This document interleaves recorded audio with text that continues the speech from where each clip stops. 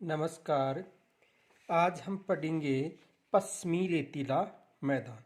देखो, पश्चिमी रेतीले मैदान में हमने पीछे यहाँ तक अध्ययन कर लिया था कि थार के मरुस्थल भारत में स्थित निम्न वायुदाब का केंद्र है। यहाँ तक अध्ययन कर लिया था कि थार का मरुस्थल भारत में स्थित निम्न वायुदाब का केंद्र है।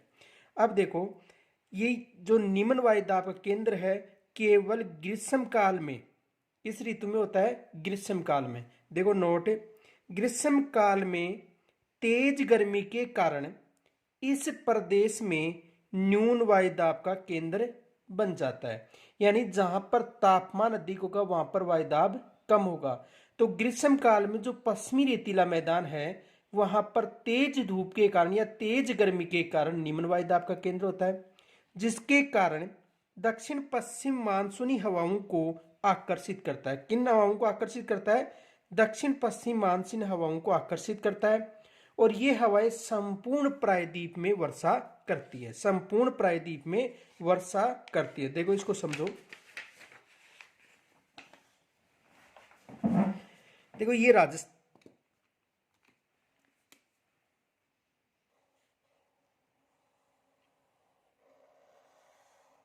ये प्रायद्वीपीय भारत के क्षेत्र में देखो, यहां पर अरब सागर है, अरब सागर, और यह है बंगाल की खाड़ी, बंगाल की खाड़ी, अरब सागर और बंगाल की खाड़ी। अब देखो, यानी ग्रीष्म ऋतु के समय, यानी ये जो कर्क रेखा है, कर्क रेखा,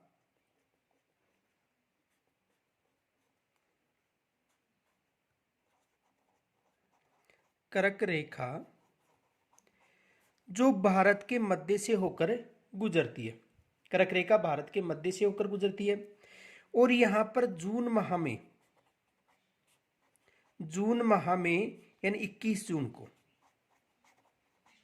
जून माह में सूर्य की लंबवत किरणें पड़ती हैं। और जून माह में सूर्य की लंबवत किरण पड़ने के कारण यहाँ पर तापमान क्या होगा? अधिक होगा। यानी जून माह में जो सूर्य है उसकी लंबवत किरण कहां पर पड़ती है? कर्क रेखा पर। तो कर्क रेखा पर सूर्य की लंबवत किरण बढ़ने के कारण ये जो क्षेत्र पश्चिमी रेतीला मैदान है, जहां पर केवल मिट्टी है, तो मिट्टी जल्दी गर्म होती है और जल्दी ठंडी होती है। तो यहां पर उच्च तापमान के कारण, किसके कारण? उच्च तापमान के कारण निम्न वायुदाब पाया जाता है। कौन सा वायुदाब पाया जाएगा? निम्न वायुदाब। तो देखो, यहां पर उच्च तापमान, क्योंकि जो जून माह में सूर्य की किरणें यहां पर लंबवत पड़ती हैं, और यहां पर सूर्य किरणें लंबवत पड़ने के कारण यहां पर उच्च तापमान और वायुदाब कम। इस कारण यहां की जो हवाएं हैं, ये जो हवाएं अरब सागर से मान लो, तो ये हवाएं इस न्यून वायुदाब की तरफ आती है। ठीक है। और यहां पर न्यून वायुदाब की तरफ आने के कारण यहां पर अधिक वर्षा होती है। वैसे पश्चिमी राजस्थान में अवरुद्ध न होने के कारण कम वर्षा होती है, लेकिन वर्षा को प्रभावित करता है, क्या करता है? पश्चिमी रेतीला मैदान, क्योंकि यहां पर निम्न वायुदाब है और इन क्षेत्रों में वायुदाब उच्च पाया जाता है। तो उच्च वायुदाब से निम्न वायुदाब की तरफ हवाएं चलती है, क्योंकि यहाँ पर तापमान क्या है? उच्च है। वैसे समुद्र में वायुदाब अधिक पाया जाता है और धरातल पर वायुदाब कम पाया जाता है। तो विशेष याद रखना कि जो थार का मरुस्थल जो भारत में स्थित है वो निम्न वायुदाब का केंद्र है, और ये यहाँ पर वर्षा को प्रभावित करता है। देखो आगे,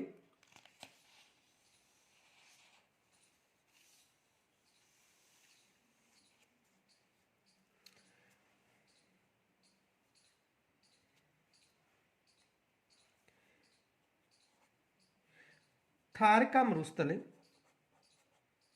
थार का मरुस्थल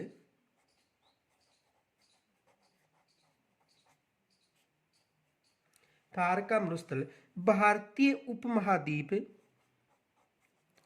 भारतीय उपमहाद्वीप, उपमहाद्वीप में यानी थार का मरुस्थल भारतीय उपमहाद्वीप में ऋतु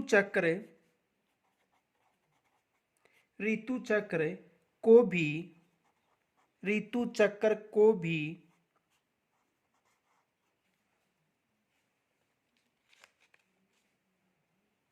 नियंत्रित करता है। ऋतु चक्र को भी नियंत्रित करता है।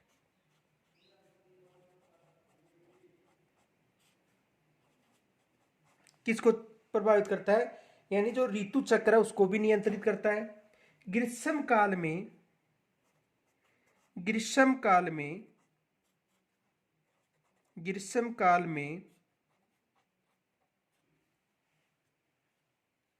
तेज गर्मी के कारण तेज गर्मी के कारण यानी ग्रीष्म काल में तेज गर्मी के कारण इस प्रदेश में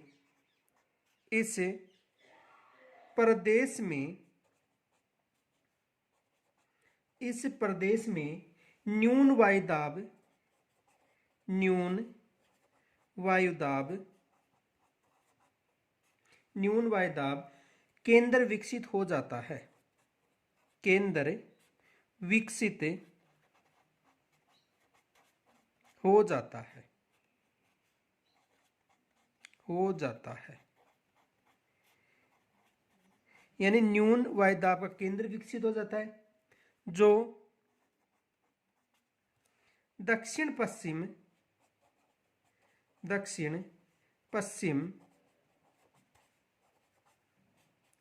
मानसूनी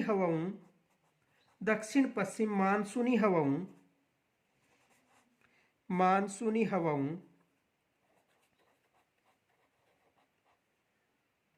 को आकर्षित करता है।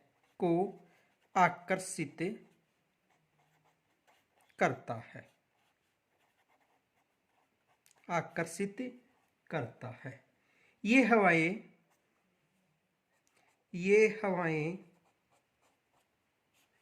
संपूर्ण प्रायद्वीप में वर्षा करती हैं।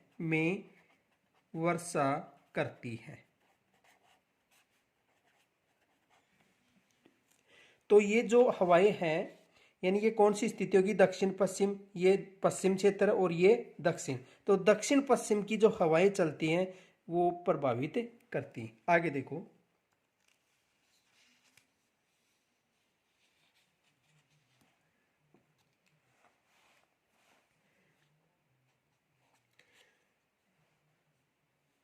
थार का मरुस्थल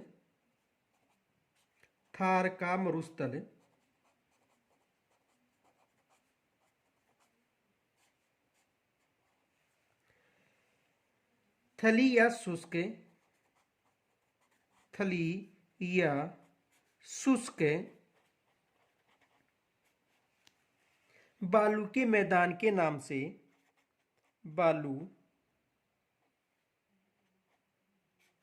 के नाम से भी जाना जाता है।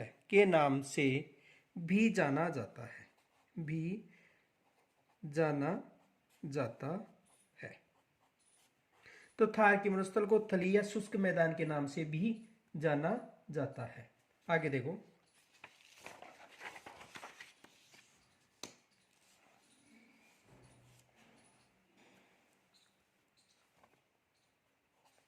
संपूर्ण थार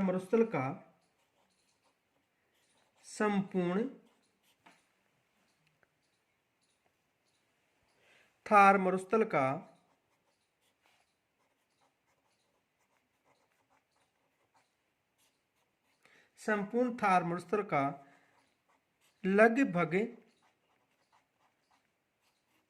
62% क्षेत्र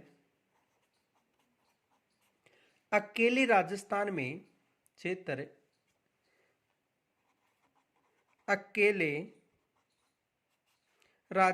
में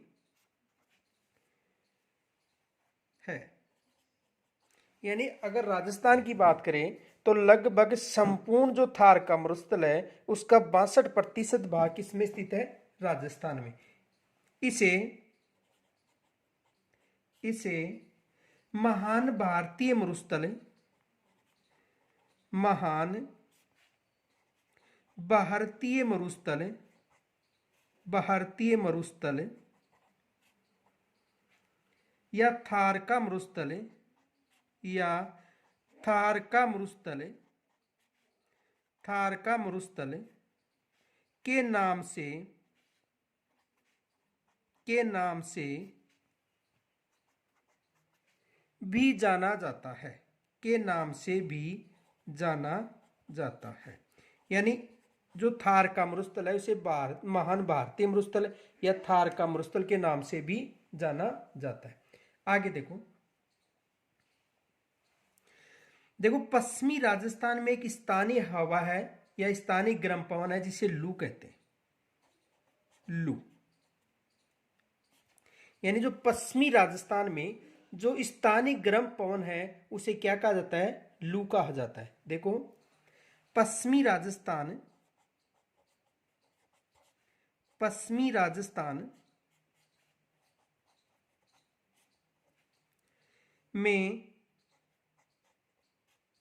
ग्रीष्म ऋतु, ग्रीष्म ऋतु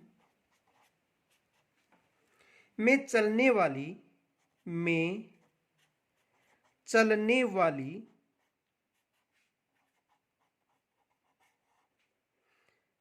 गर्म व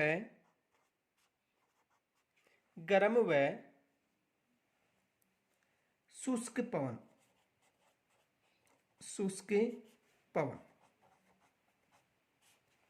यानी पश्चिमी राजस्थान में ग्रीष्म यानी गर्मी की ऋतु में जो गर्म व शुष्क पवन है उसको क्या कहा जाता है? लू कहा जाता है। जो स्थानीय गर्म पवन है,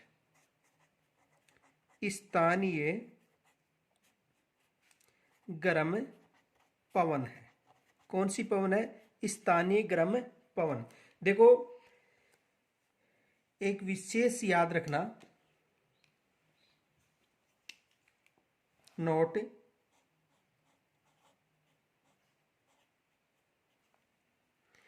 इस पवन की जो गति है लू की वो 140 किलोमीटर प्रति घंटा होती है। 140 किलोमीटर प्रति घंटा होती है। ये तो उल्लेखित है आरबीएससी की पुस्तकों में। और इसकी गति 100 किलोमीटर प्रति घंटा, ये उल्लेख मिलता है एनसीईआरटी की पुस्तकों में। तो आरबीएससी में लू की गति 140 किलोमीटर प्रति घंटा बता रखी है और जो एनसीईआरटी की पुस्तक है उसमें कितनी बता रखी है? 100 किलोमीटर प्रति घंटा। अब देखो यानी पश्चिमी राजस्थान में जो ग्रीष्म ऋतु में चलने वाली गर्म व शुष्क पवन का नाम है लू। अब देखो भभूलिया,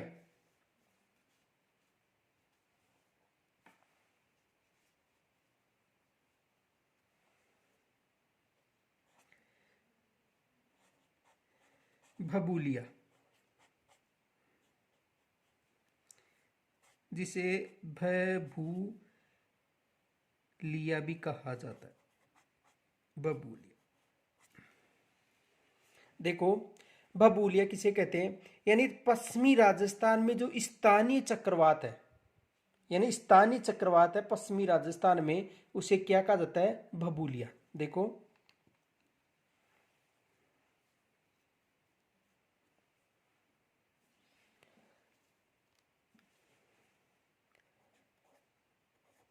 पश्चिमी राजस्थान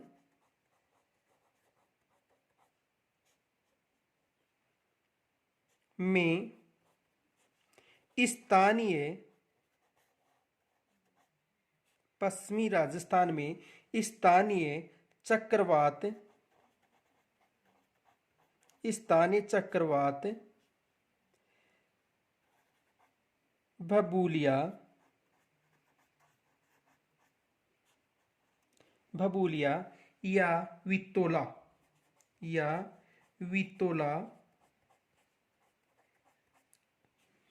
या वितोला कहा जाता है।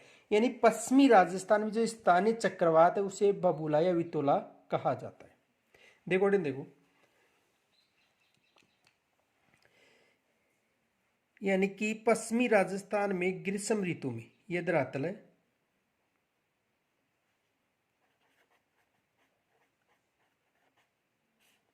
ठीक है।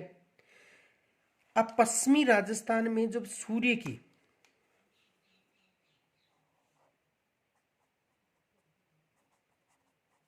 सीधी किरणें यहां पर पश्चिमी राजस्थान में यानी कि गिरती हैं, तो केंद्र में न्यून वायुदाब हो जाता है। यानी यहां पर वायुदाब क्या होगा? न्यून वायुदाब। आपको पीछे बताया था कि तापमान अधिक तो वायुदाब क्या होगा? कम। वायुदाब कम, ये विशेष याद रखना। तो ग्रीष्म ऋतु में पश्चिमी राजस्थान में वायुदाब क्या पाया जाएगा? निम्न, और तापमान उच्च। तो उच्च वायुदाब से निम्न वायुदाब की तरफ हवाएं चलेंगी। तो यहां पर केंद्र में न्यून वायुदाब होने के कारण चारों तरफ से जो हवाएं यहां पर आती हैं तो एक गोल आकृति हो जाती है, ठीक है। यानी उच्च, देखो दोबारा समझो कि पश्चिमी राजस्थान में निम्न वायुदाब का केंद्र होता है, कारण है उच्च अधिक तापमान के कारण वायुदाब कम होता है। तो यहां पर वायुदाब कम होगा तो चारों तरफ की जो हवाएं यहां पर आने की कोशिश करेगी और यहां पर आकर एक गोल आकृति में घूमने लगती है, यानी सहवनीय धाराओं के रूप में। किसके रूप में? सहवनीय धाराओं के रूप में, सहवनीय धाराओं के रूप में, ठीक है।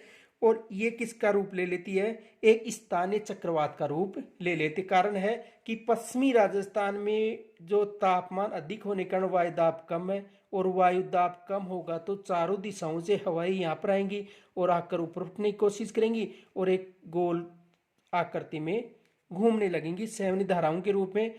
तो इसे कहा जाता है स्थानीय चक्रवात। एक देखो, स्थानीय चक्रवात समझ में आ गया होगा। तो भभूलय क्या है? पश्चिमी राजस्थान में स्थित स्थानीय चक्रवात। देखो इसकी व्याख्या देखो,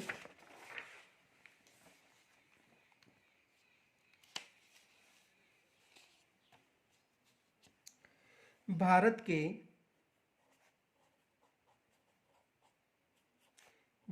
के राजस्थान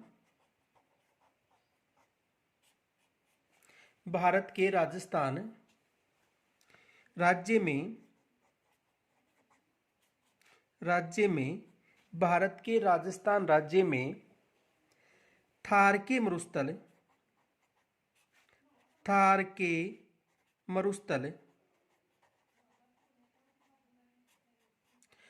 के मरुस्थल में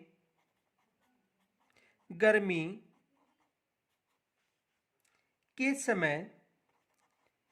के समय यानी भारत के राजस्थान राज्य में थार के मरुस्थल में गर्मी के समय जब नमी बहुत ज्यादा हो जाती है, जब नमी बहुत ज्यादा होती है तो फिर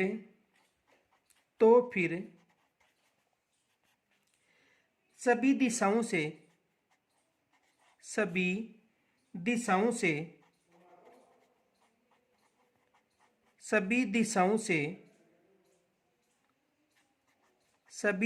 से हवाएं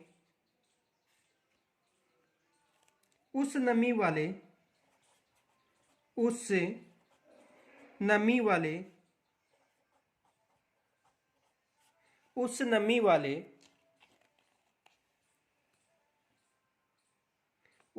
वाले स्थान पर आती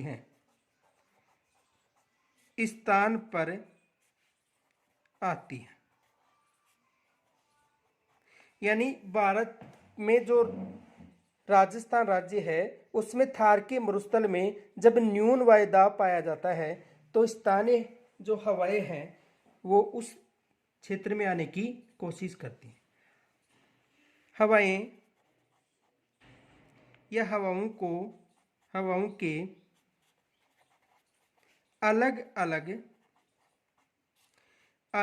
अलग दिशा से आने अलग अलग दिशा से आने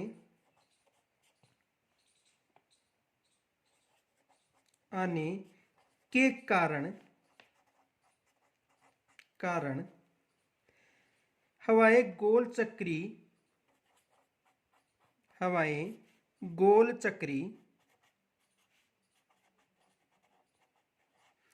की तरह घूमने लगती हैं।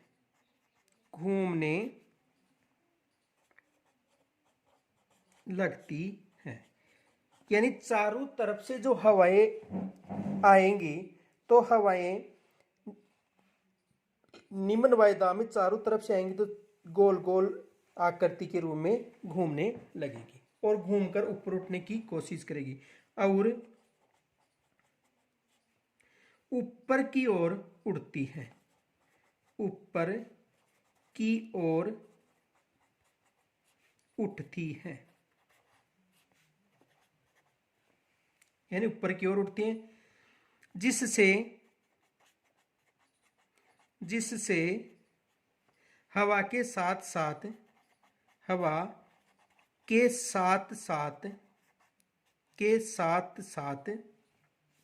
यानी जिससे हवा के साथ साथ बालू मिट्टी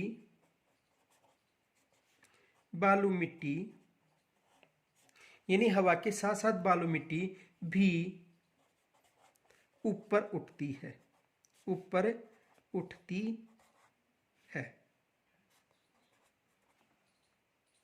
जिसे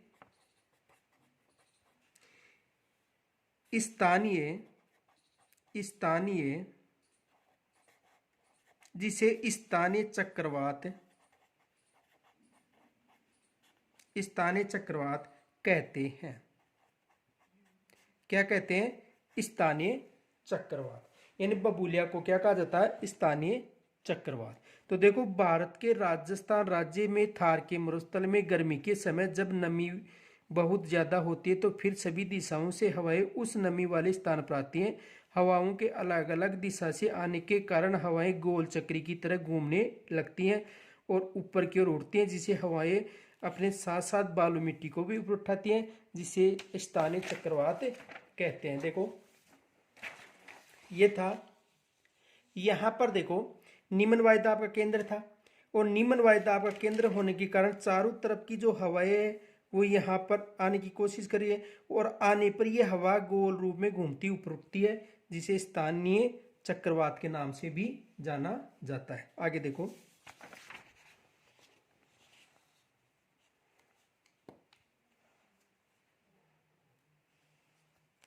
नोट, इसे स्थानीय भाषा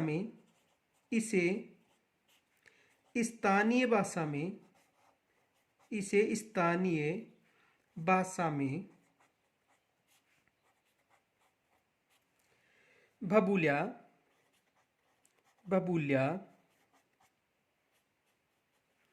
या वित्तोला कहते हैं, बबूलिया या वित्तोला कहते हैं। इसे स्थानीय भाषा में बबूलिया या वित्तोला कहते हैं। ये विशेष याद रखना। अब नोट में आगे देखो, शेखावाटी में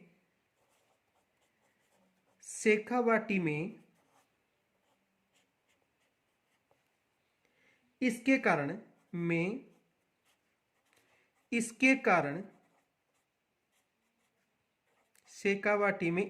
कारण बालू का स्तूपों का का निर्माण होता है। निर्माण होता है।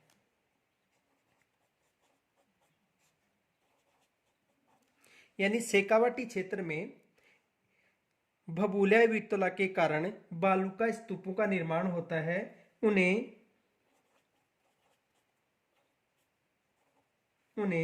पैराबोलिक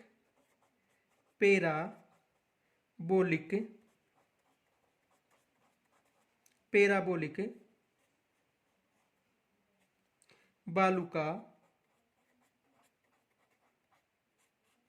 स्तूप कहते हैं।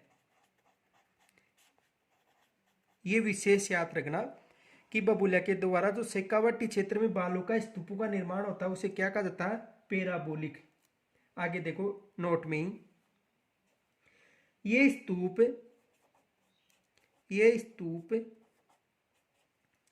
शेखावाटी में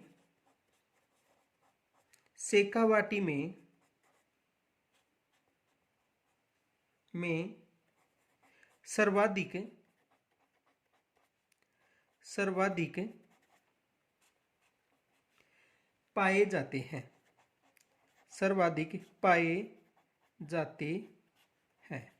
यानी ये जो स्तूप हैं वो शेखावाटी में सर्वाधिक पाए जाते हैं, जिसे ग्रामीण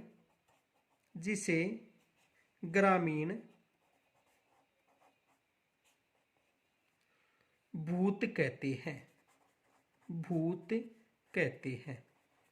ग्रामीण इसे क्या कहते हैं? शेखावाटी में भूत के नाम से पुकारते हैं।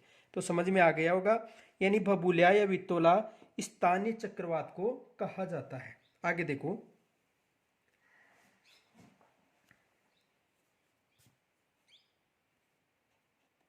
मावट।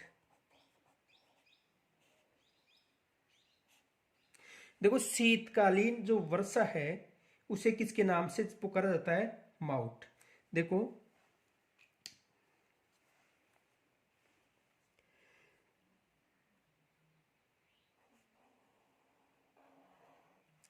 ये भारत का क्षेत्र है और यहां पर हिमालय पर्वतमाला है। हिमालय और यहां पर है भूमध्य सागर। तो देखो शीत ऋतु में यहां पर उच्च वायुदाब का केंद्र रहता है और यहां पर क्या पाया जाता है? निम्न वायुदाब। और यहां पर कौन सा वायुदाब रहता है? उच्च वायुदाब। तो यहाँ की जो हवाएं हैं शीत ऋतु में इस तरफ चलती हैं, भारत की तरफ, जो पाकिस्तान क्षेत्र में भी वर्षा करती हैं। और यहाँ पर ये हिमालय पर्वतमाला से टकराने से पहले इस क्षेत्र में क्या करती हैं? वर्षा करती हैं। यहाँ पर क्या करती हैं? वर्षा। ठीक है। वर्षा करने के बाद में यहाँ पर शुष्क होने के बाद में ये हवाएं बंगाल की खाड़ी में प्रवेश करने के बाद में इस क्षेत्र में टकराती हैं और यहाँ पर टकराकर इस क्षेत्र में क्या करती हैं? वर्षा। देखो भूमध्य सागर की जो हवाएं हैं शीतकालीन वो पश्चिम क्षेत्र में यानी उत्तर पश्चिम में प्रवेश करती हैं और यहाँ पर कुछ मात्रा में वर्षा करती हैं। यहाँ पर वर्षा करने के बाद में हिमालय पर्वतमाला से टकराती हैं और हिमालय पर्वतमाला से टकराने के बाद में इनकी जो दिशा है वो बंगाली खाड़ी में हो जाती है और यहाँ पर ये इस तरफ जब ये हवाएं प्रवेश करती हैं तो इस क्षेत्र में यहाँ पर जो राज्य है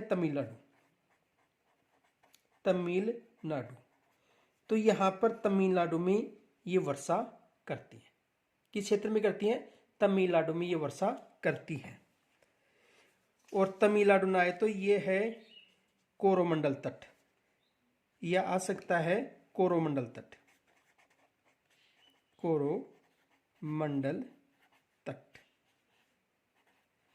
तो शीतकालीन जो वर्षा है वो सर्वाधिक तमिलनाडु राज्य में होती है, यह कोरोमंडल तट पे होती है और यहाँ पर जो वर्षा होती है उसे स्थानीय भाषा में मावट के नाम से जाना जाता है। तो देखो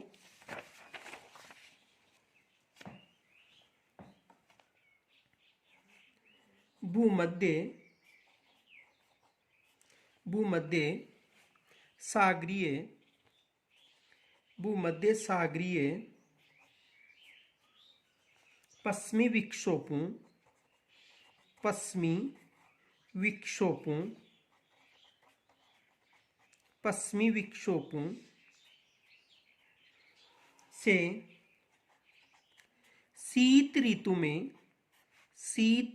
में यानी पश्चिमी विक्षोभों से शीत ऋतु में होने वाली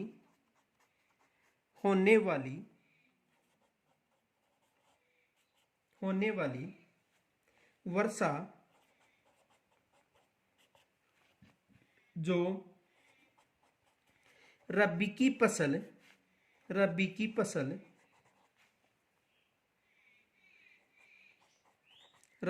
फसल यानी गेहूं जो रबी की फसल के लिए उपयोगी है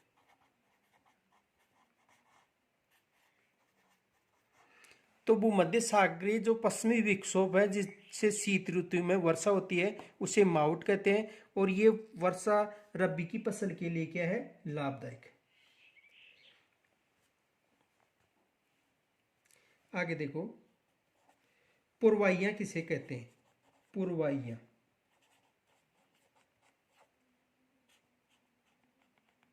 देखो पुरवाइयां किसे कहते हैं तो ग्रीष्म ऋतु में आने वाली दक्षिणी पश्चिमी मानसून की बंगाली खाड़ी की जो हवाएं हैं उन्हें क्या कहा जाता है? पुरवाइयां। देखो ग्रीष्म ऋतु में आने वाली ग्रीष्म ऋतु में आने वाली दक्षिण पश्चिमी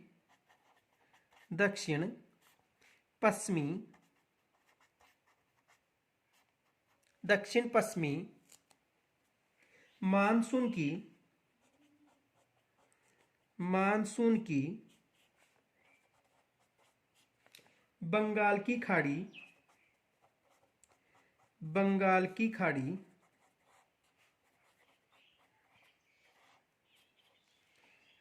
शाखा बंगाली खाड़ी शाखा से आने वाली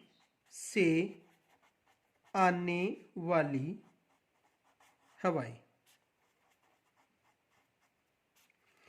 पुरवैया किसे कहते हैं? यानी ग्रीष्म ऋतु में दक्षिणी पश्चिमी मानसून की बंगाल की खाड़ी की शाखा से आने वाली हवाएं। देखो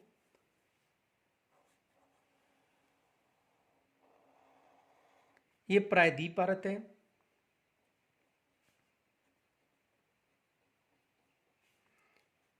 ये कर्क रेखा है, यहां पर जून माह में तापमान अधिक रहता है, तो ये अरब सागर है और ये बंगाल की खाड़ी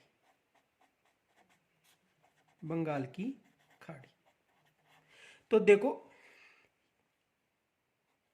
यहां पर ये हवाएं इस तरफ से यानी दक्षिण पश्चिम से चलती हैं।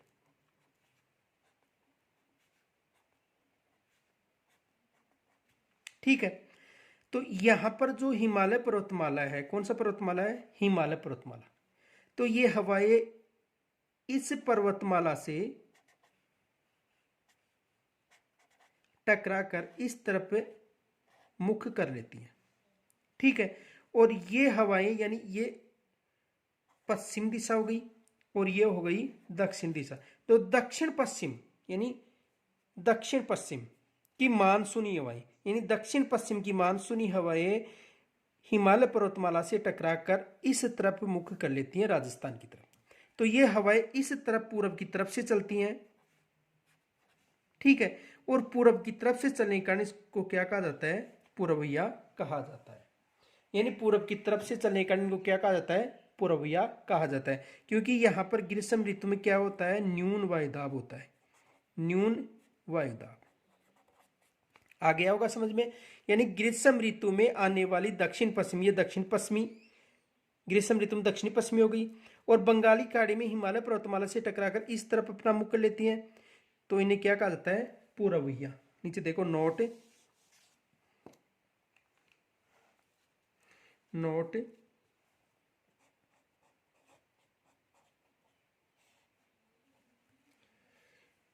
कुछ शब्दावली देखो। लू, लू को क्या कहा जाता है? स्थानीय पवन, स्थानीय पवन। मावट, चक्रवातीय वर्षा को, चक्रवातीय वर्षा। तो चक्रवातीय वर्षा को क्या कहा जाता है? मावट कहा जाता है। बबूलिया,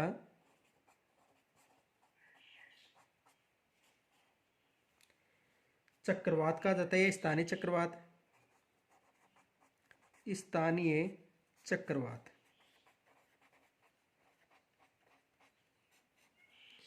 और पूर्वइया,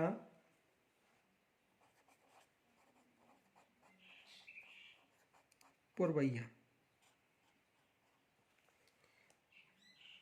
सामयिक पवन, सामयिक पवन।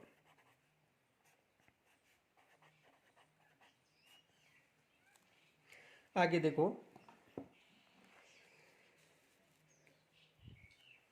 दोंगड़ा,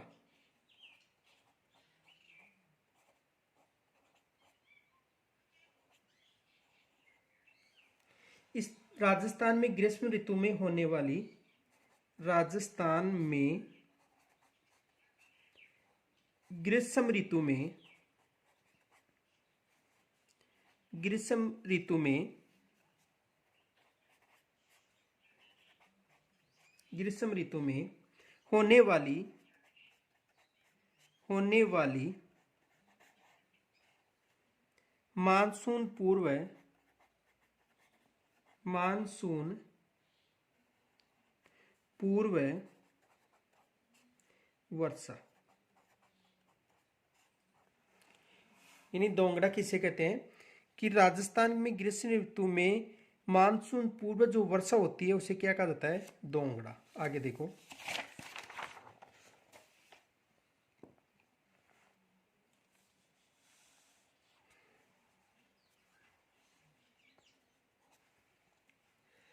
चंदन नलकूप, चंदन नलकूप, चंदन नलकूप। तो देखो, चंदन नलकूप को थार का गढ़ा भी कहा जाता है, थार का गढ़ा। चंदन नलकूप को क्या कहा जाता है? थार का गढ़ा भी कहा जाता है। देखो, ये जैसलमेर के चांदन नामक स्थान पर, जैसलमेर, जैसलमेर के चांदन नामक स्थान पर, नामक स्थान पर स्थित नलकूप। यानी जैसलमेर के चांदन नामक स्थान पर स्थित नलकूप जो भूगर्भीय, भूगर्भीय पट्टी का उदाहरण है, भूगर्भीय पट्टी का उदाहरण है, जो भूगर्भीय पट्टी का उदाहरण है। आगे देखो,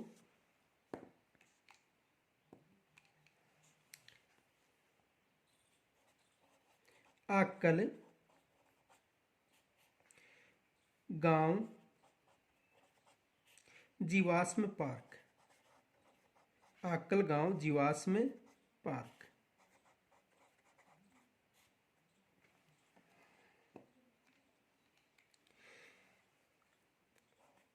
जैसलमेर, जैसलमेर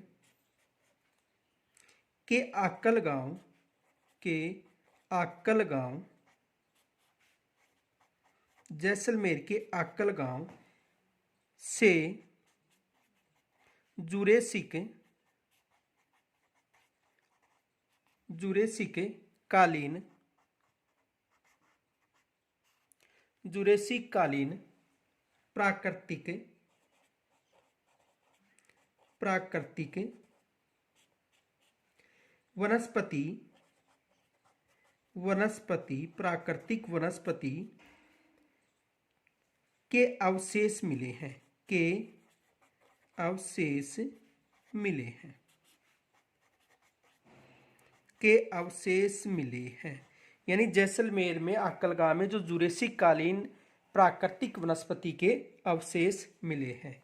आगे देखो, कुलधरा गांव, कुलधरा कुलधरा गांव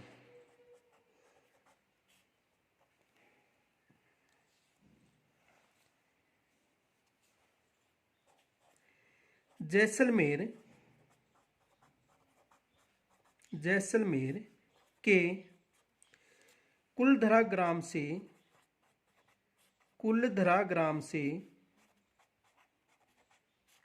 जैसलमेर के कुलधरा ग्राम से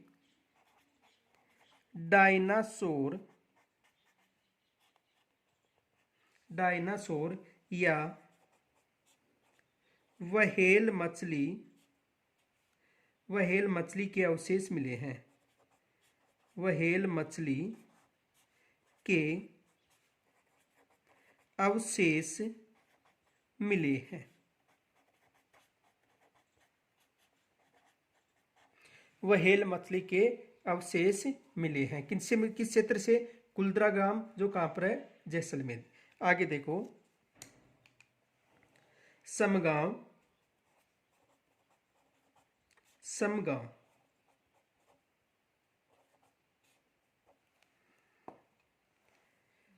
पूर्णतया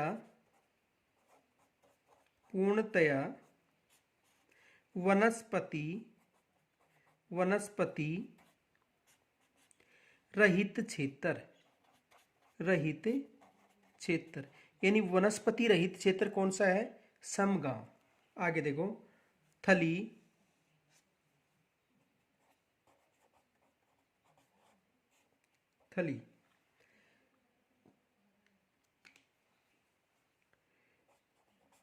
लूनी बेसिन का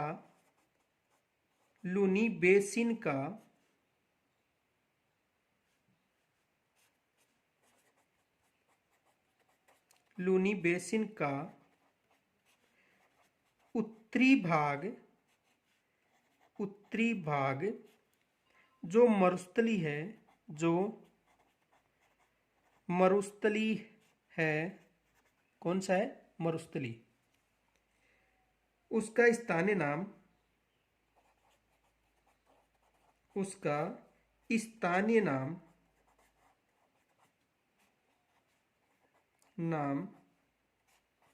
थार का स्थानीय नाम है।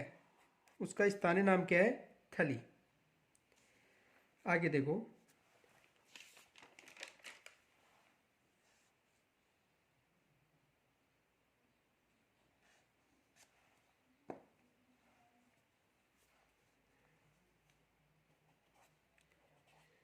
हमादा पश्चिमी राजस्थान में स्थित चट्टानी मरुस्थल। पश्चिमी राजस्थान में स्थित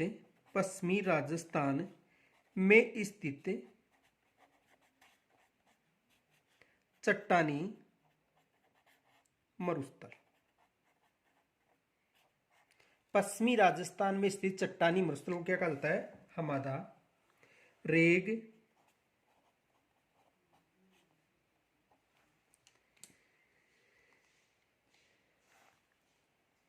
हमादा के चारों ओर स्थित मिश्रित मरुस्थल। हमादा के चारों ओर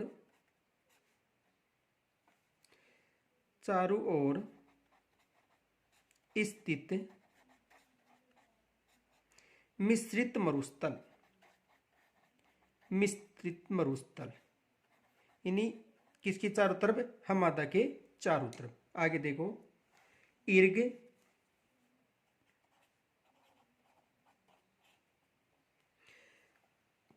पश्चिमी राजस्थान में स्थित, पश्चिमी राजस्थान में स्थित,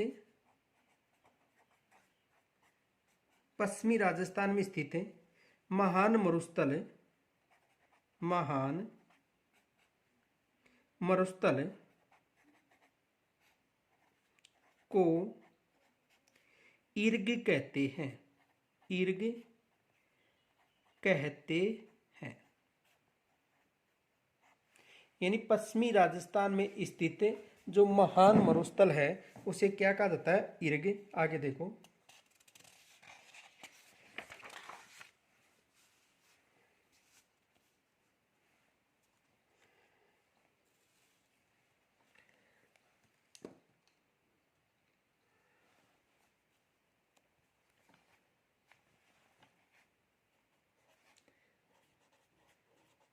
कुब्बड़ पट्टी या कुब्बड़ पट्टी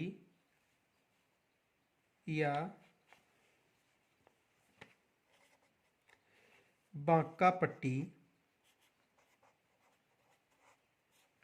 या हॉर्स प्लेट, हॉर्स बेल्ट। देखो, कुब्बड़ पट्टी, बांका पट्टी या हॉर्स बेल्ट किसे कहते हैं।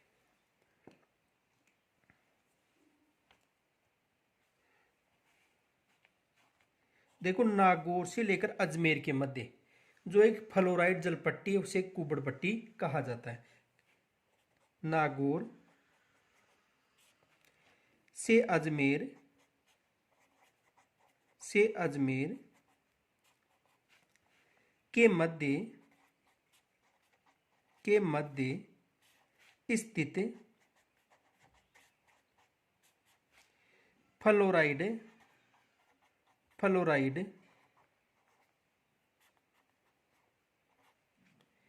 युक्त जल पट्टी।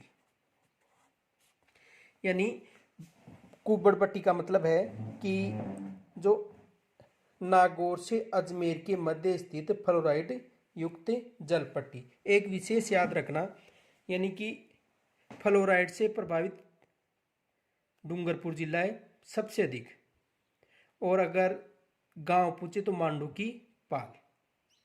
तो फ्लोराइड से प्रभावित डूंगरपुर जिला है सबसे अधिक, और अगर गांव पूछे तो मांडू की पाल। यानी इससे रीढ़ की हड्डी पर प्रभाव दांतों और हड्डियों पर पड़ता है। तो इसकी रीढ़ की हड्डी में एक कुब्बड़ की जैसी आकृति हो जाती है, यानी उनमें घुमाव हो जाता है, तो इसे कुब्बड़ पट्टी कहा जाता है। तो नागौर से लेकर अजमेर के मध्य स्थित फ्लोराइड युक्त जल पट्टी को क्या कहा जाता है, कुब्बड़ पट्टी। आगे देखो,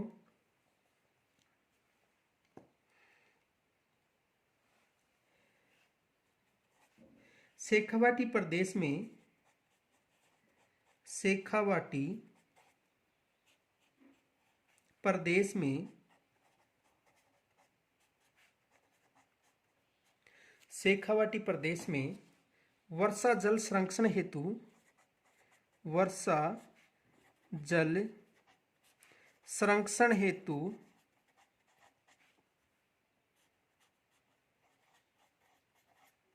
वर्षा जल संरक्षण हेतु कच्चे कुएं,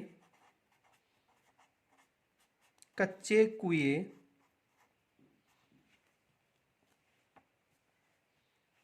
जोहड़ कहलाते हैं। कच्चे कुएं क्या कहलाते हैं, जोहड़। पक्के कुएं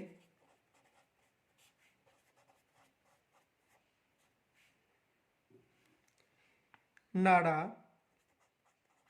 कहलाते हैं, तथा छोटे तालाब, छोटे तालाब सर कहलाते हैं, सर कहलाते हैं। ठीक है। तो शेखावाटी प्रदेश में वर्षा जल संरक्षण हेतु कच्चे कुएं क्या कहलाते हैं? जोहड़। कच्चे कुएं जोहड़, पक्के कुएं नाड़ा और छोटे तालाब होते हैं उनको सर कहा जाता है।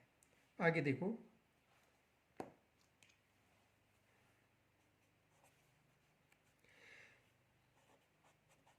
जसवंतपुरा की पहाड़ियां, जसवंतपुरा की पहाड़ियां,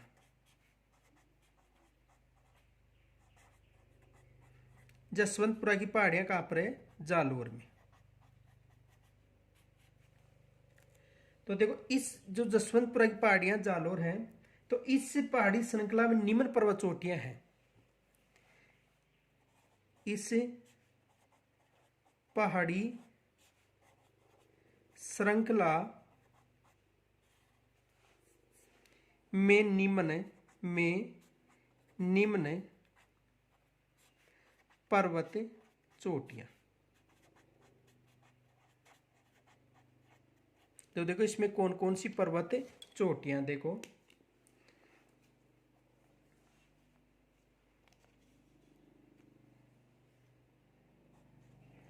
एक नंबर डोरा पर्वत, डोरा पर्वत, यानी जो जसवंतपुरा की जो पहाड़ियां हैं, इस पहाड़ी श्रृंखला में निम्न पर्वत चोटियां हैं। डोरा पर्वत, इसकी ऊंचाई है 869 मीटर।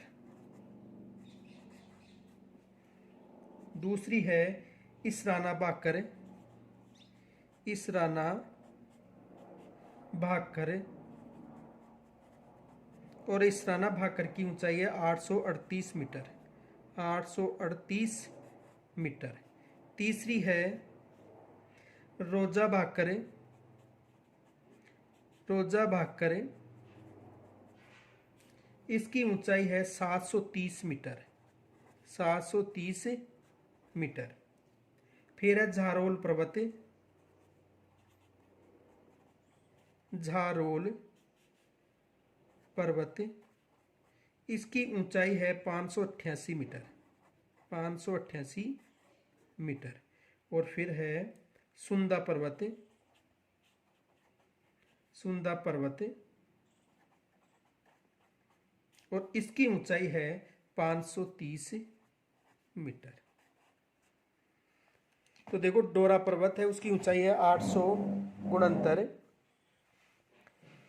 इसराना भाकर 838, रोजा भाकर 730, जारोल पर्वत 588 और सुंदा पर्वत 530।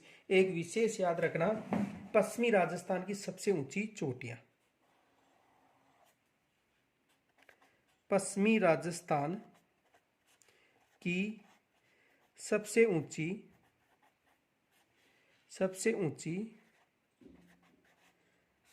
पर्वत चोटियां।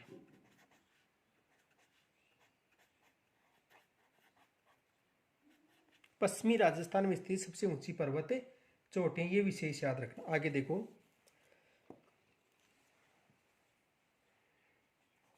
नागौर उच्च भूमि,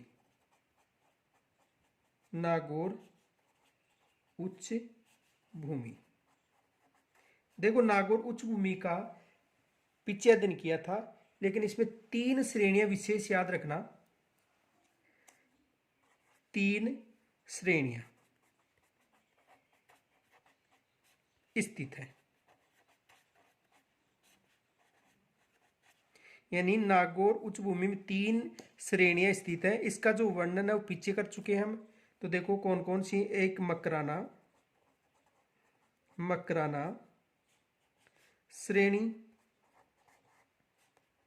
जो सफेद संगमरमर के लिए प्रसिद्ध है। किसके लिए प्रसिद्ध है?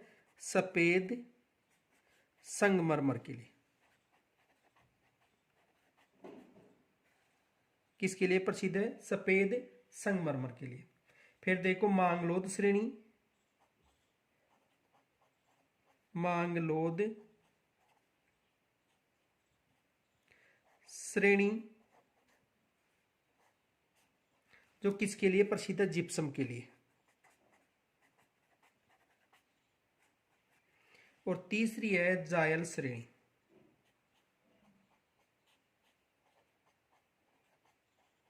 जायल श्रेणी। तीसरी कौन सी है? जायल श्रेणी, जो फ्लोराइड युक्त जलपट्टी है, फ्लोराइड युक्त जल।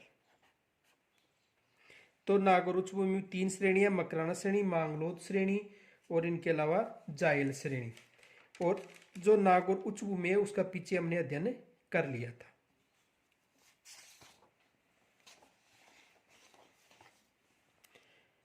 तो शेष पढ़ेंगे हम कल। वीडियो को अधिक से अधिक लाइक व शेयर करें, और यदि कोई समस्या हो तो मुझे कमेंट्स के माध्यम से जरूर अवगत कराएं। धन्यवाद।